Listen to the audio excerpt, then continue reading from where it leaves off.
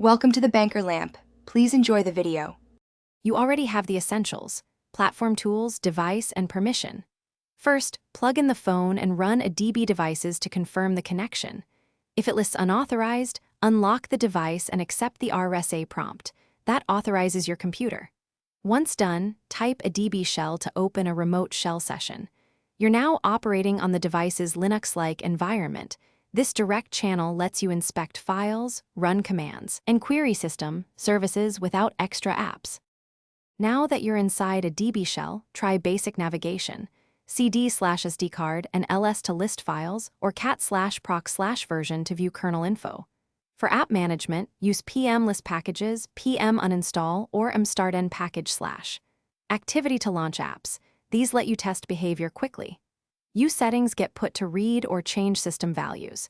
If you need elevated actions and the device is rooted, run su first. Otherwise, avoid destructive commands.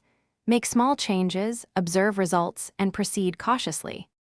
To finish, type exit to leave the shell and Adb kill server if you want a clean restart of the Adb daemon. For wireless work, run Adb tcpip 5555, then connect via Adb connect device IP 5555. Make sure both devices are on the same network. If the device disappears or commands hang, restart Adb with a Adb kill server, then a Adb start server. Toggle USB debugging on the phone and swap cables or.